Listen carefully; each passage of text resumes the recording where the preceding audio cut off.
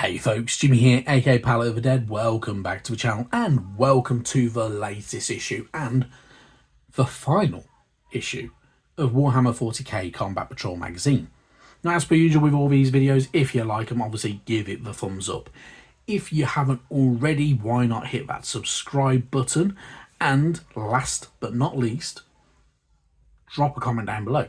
One, goes a massive way to helping out the channel, and two, I really do appreciate every comment that you guys leave, whether you're just stopping by to say hello, whether you're just saying what you really enjoyed with the magazine, or if it was something you would have preferred instead with the magazine. It all goes a massive way. I really enjoy reading the comments and responding to you guys and having that bit of a community feel with you lot. So it goes a massive way. Now, on to the final issue. So obviously, this week we are on issue number 90 of good old Combat Patrol magazine. It is part two of our good old Chaos Space Marine Mauler themed. Obviously this has been done for the World Eaters as a bonus mini for them chappies. Obviously last week you had one sprue for this. This week you get one sprue and you also get a nice big base to put it on as well. Obviously, you can, if you really wanted to, build this up as a Forge Fiend and not a Mauler Fiend if you want to, you know, have a bit of fun with it. Or if you've got multiple copies, you can do that. So, pretty cool stuff. Obviously, it's going to be a good little build and it is a big chappy to get going with. Obviously, last week had the build guide. So, this week we are, of course, greeted by our paint guide. So, in all honesty, very straightforward. Going through sub-assemblies, bob on. You can't knock it. It's definitely the right way to do it. Personally, spray paint is your friend with units like this because they are quite big and they will require quite a bit of paint to kind of get going with your undercoating and base coating and everything like that. If you undercoat in a black primer, that is a very good way of kind of getting going with your colour scheme. Painting up, obviously utilising a brush that's, you know, probably something a bit more like that, a large base brush with a flat edge to it, goes a long way to going over the large flat areas. Obviously, yeah, that's a very straightforward way of going through all of it. It does work. It does exactly what you need it to do. When you go through all your shades, you're going to have something that looks a bit more like that. Now, I'm not going to lie. Again, with this, if you're doing this with the shades, my thing is the armour looks a little bit dull. And I would like it a little bit brighter, personally. So, I would do very much this, but then I would also go back over them large flat areas of the armour of our Mauler Fiend with your chosen colour. So if you're going red for Khorne, then I would go back over with your Khorne red or Mephiston red, whichever one you're using, to bring it back up. Just don't go into them recess areas right up against the edge of the gold trim for the armour or anything like that, and you'll get a nice brighter, cleaner look from it. If you want to have that kind of grimy look, by all means go for it. My thing is Agrax Earthshade sometimes goes a bit glossy, and I don't know why that is, personally. I've never really paid that much attention to it, but it can go a bit of a glossy. The other thing as well, if you're going over with shade over large flat areas, so like in the photo there where it's going on about the Stormhost Silver, some of it looks a bit grimy and streaky, and like where it pulls up, and I personally am not a big fan of that. But otherwise, it's actually not a bad paint job at all. It does exactly what you need it to do. The colour scheme works very well for this unit. As I say, I would just personally go back over the edge, over the main flat areas, just to kind of bring it back. The gold areas, in all honesty, the way they've been done with the Agrax Earthshade and everything like that, look absolutely perfect. I'm not going to knock them. They look absolutely great. So yeah, but it's up to you. I just think them large flat armour areas could do with being a little bit brighter. But that's me. So if you're following the guide step by step, you can have something that looks like that. As I say, there are some kind of streakiness bits to the armor plating, which it just makes me a little bit conscious, because I like clean lines 90% of the time, but it is what it is.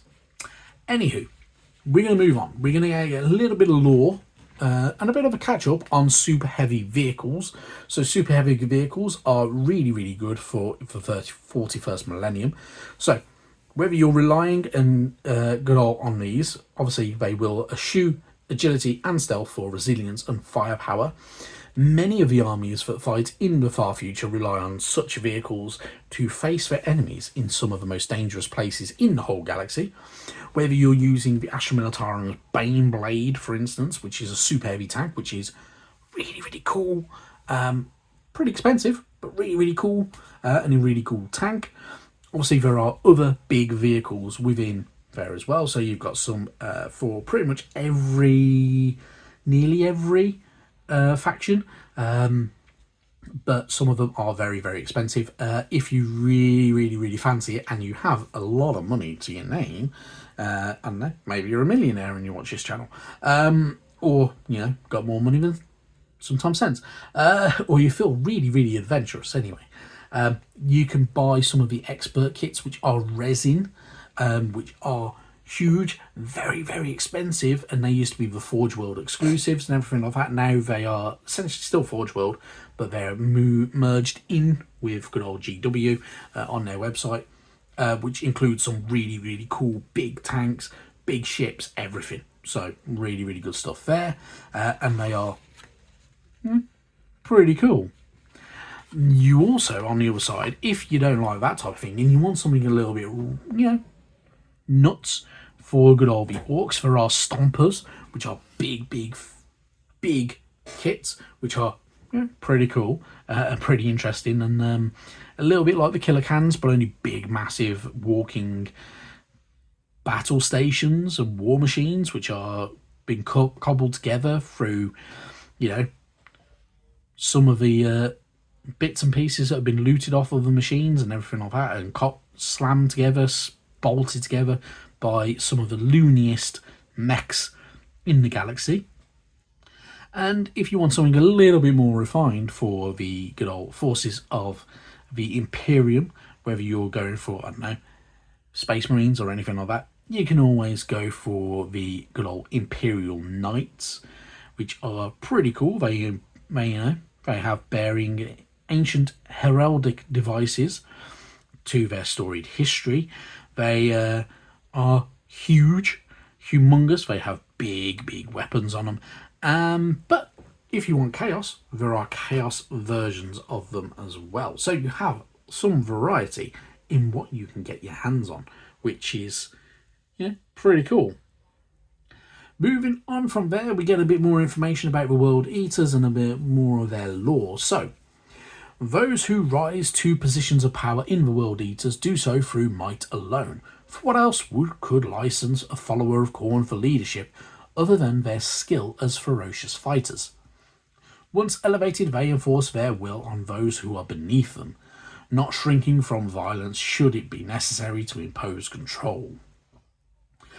The warbands of the World Eaters are in some ways a strict meritocracy, albeit an especially depraved and twisted one. The more vicious and violent a warrior is, the more blood they will spill for Khorne, the higher they will rise in the World Eaters' degenerate hierarchy. So, if you want to aspire to be a great champion of Khorne, you have to be a little bit nuts, you have to be a little bit depraved, you have to be willing to slaughter anything, everything, and anyone, whether it's, allies, whether it's friends, family, whether it's innocent people, it doesn't matter. Khorne pays for their blood and their skulls. You have a little bit of information about the different kind of variations of champion for good old Khorne as well, whether it's the Lord Invocatus, Khan the Betrayer maybe, or if you want to go a bit more demonic, you can always have Scarbrand as well. So pretty cool stuff there. Moving on, we get a little bit more lore to do with the Arcs of Omen. So, after the attack on the Rock, the Dark Angels deployed in force to seek revenge for the assault on their fortress monastery. They reached the Sonimnum, said that wrong, stars, the centre of Vashtor's campaign, but the forces of chaos were expecting them, and before long a colossal battle had broken out in the void and on the ground. As the key fragments were amassed, Vashtor incorporated them into the engine of a terrible power deep within a tainted region of space that lay far from the watchful eyes of the Imperium. The prisoners that the Dark Angels took during the assault on the Rock were brutally interrogated about Vashtor's whereabouts.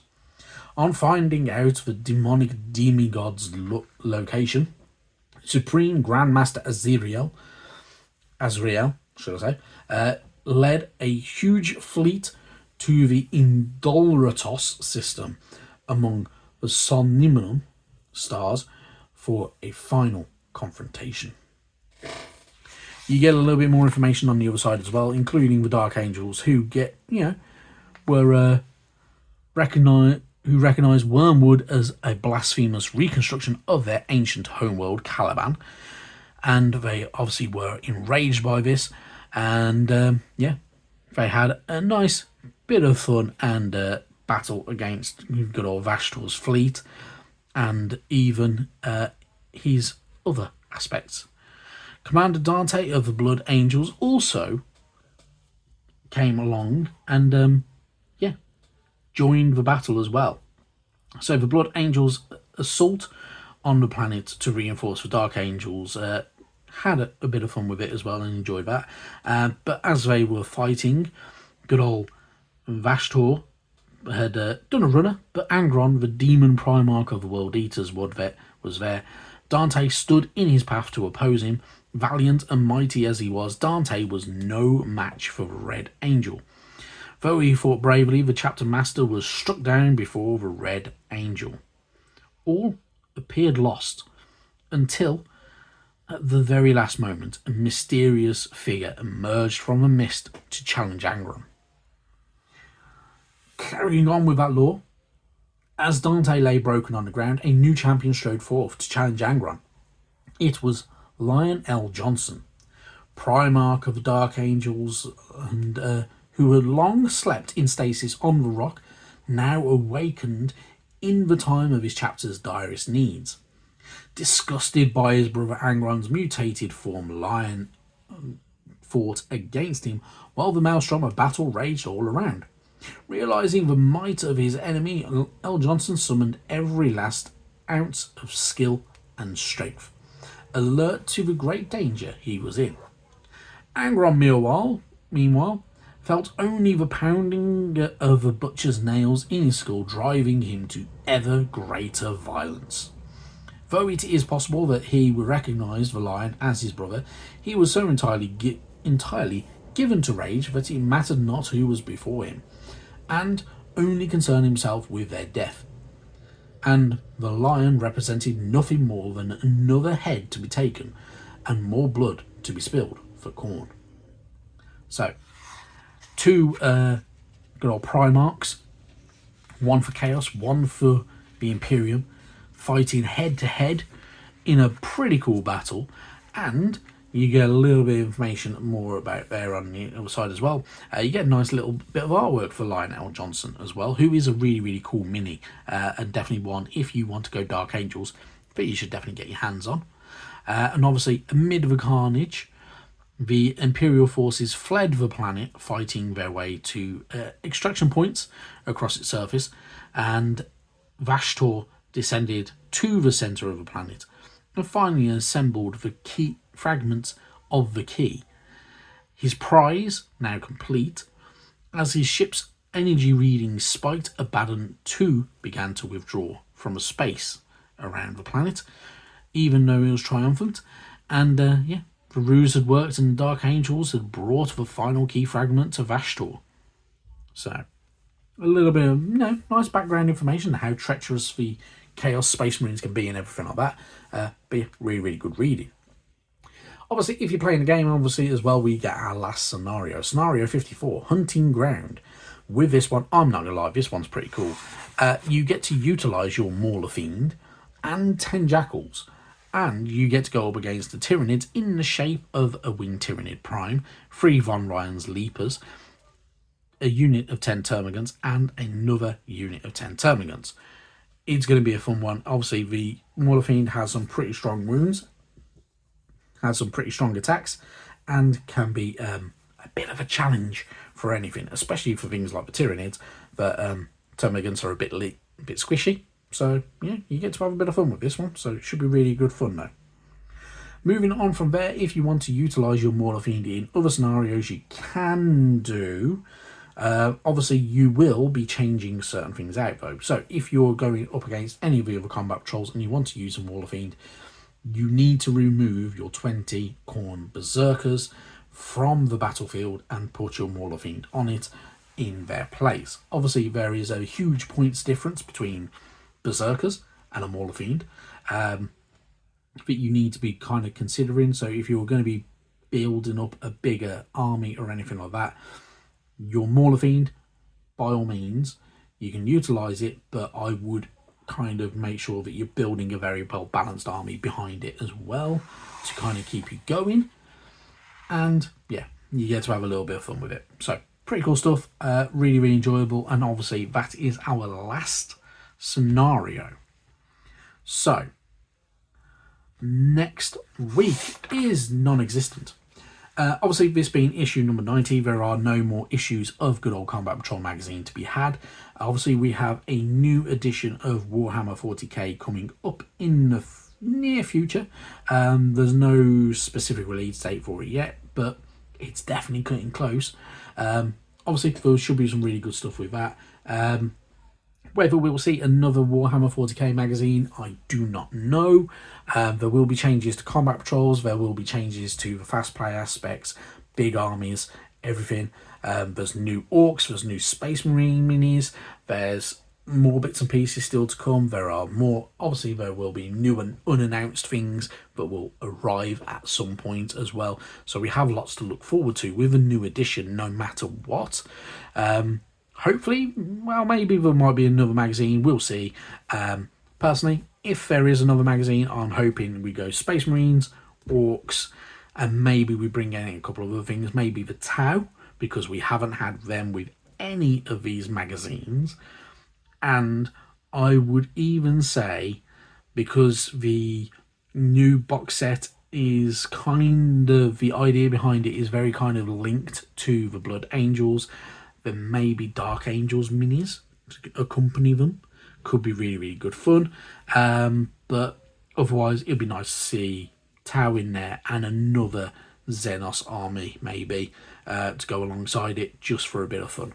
So, you know, could be really good fun. Should be good fun. But we'll see what happens in the future concerning 40k magazines. But for now, obviously, we have Age of Sigmar Spearhead magazine. If you haven't checked that out, obviously you can check out the first 11 issues in a playlist on my channel. And obviously tomorrow morning there will be the newest issue as well. But with all that said, it has been a really good ride through this magazine. I'm not going to lie, I still have a lot of painting to catch up on with this magazine because I do like to take my time with painting. If you guys have painted up everything pretty much, bob on to you, can't knock you. It's really good. If you haven't and you need a little bit of a tip, if you're in the UK, obviously we have some really good weather at the moment. It's a little bit too hot to spray paint, but if you have the opportunity, around about 20 degrees, spray paint is your best friend when painting large armies. But otherwise, that is it for now. Hopefully I see you in the 41st millennium once again. But for now, thank you very much for watching. And yeah, I'll see you hopefully sometime soon. Bye-bye now.